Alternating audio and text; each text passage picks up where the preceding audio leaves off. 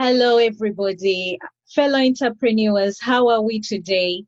My name is Dr. Julian Businge, and I am so privileged and honored to host none other than Hanifa.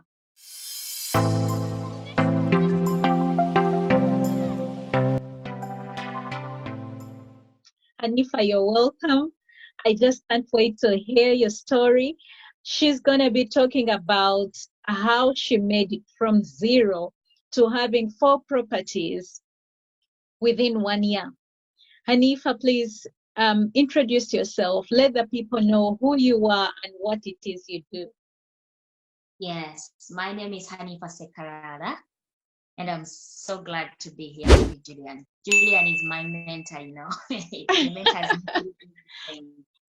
So I'm from Uganda, but I live in the UK, and my friends call me Hanifa from Uganda. So I'm really happy to be here with you today. Oh, that's lovely, lovely. Do you want to tell our viewers what it is you do? Yes.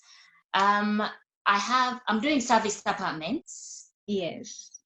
And how did I enter that business? Oh, we're coming to that in a few minutes.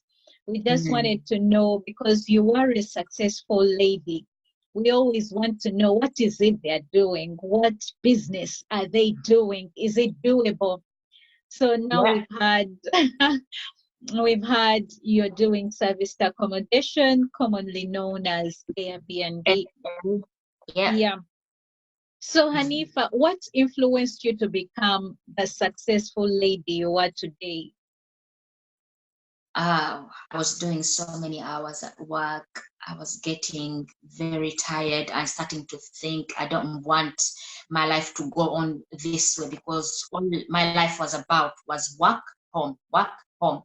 I did not have any other activities that I was doing, because I had to pick up so many hours to be able to get the money that I wanted. Well, not enough, but to do a bit of the things that I wanted to do. So I started to look for something that I could do to improve my financial status, to improve on my relationships, what was going on, because everything in my life was suffering as I was working so much.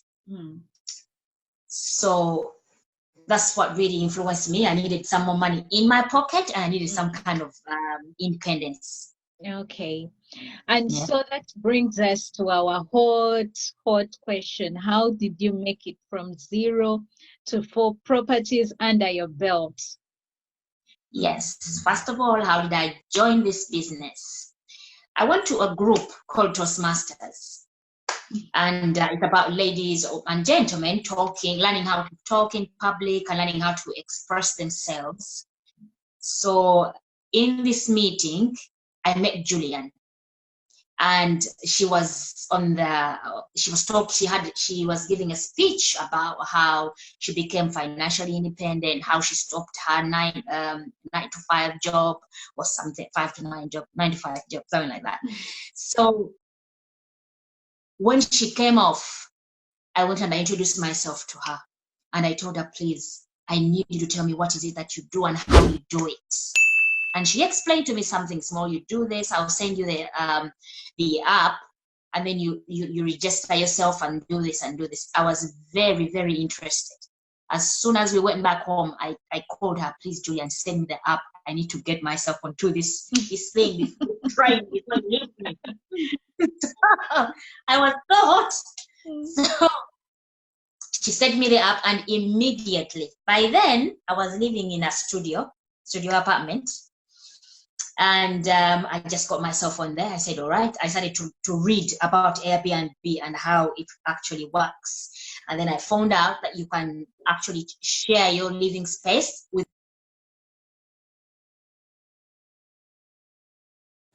have to be out of there. So I got on the app quick. And before I knew it, I had a lady asking about my space, that I'm coming to Luton. I'm going to spend a few days. And then could you please allow me to stay with you? I said, yes, fantastic. I called Julie. I told her, Julie, Can you imagine? I've got this lady wants to come and stay with me, and this. I was very excited. So that's how I started. I was sharing the space with other people that I first got women, and then I noticed that I was limiting my income. So I just opened it up and I said, even the men can come in.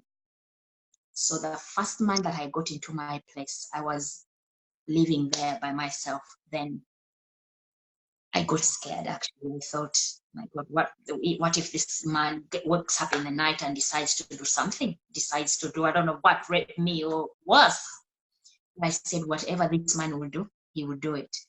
I don't really care. All I need to do right now is get myself in this thing and make sure I'm here to stay.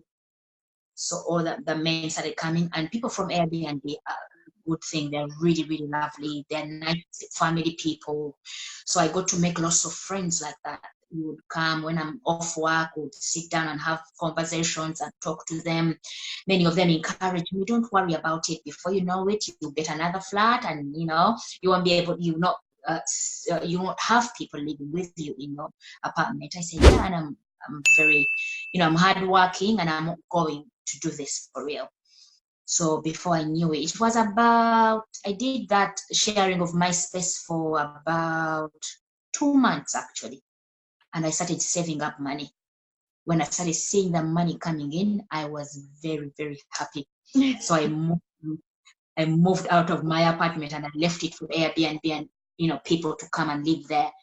Then I got onto booking.com, and then I started to because I was asking Julian so many questions, I needed to become her mentee for her to be able to.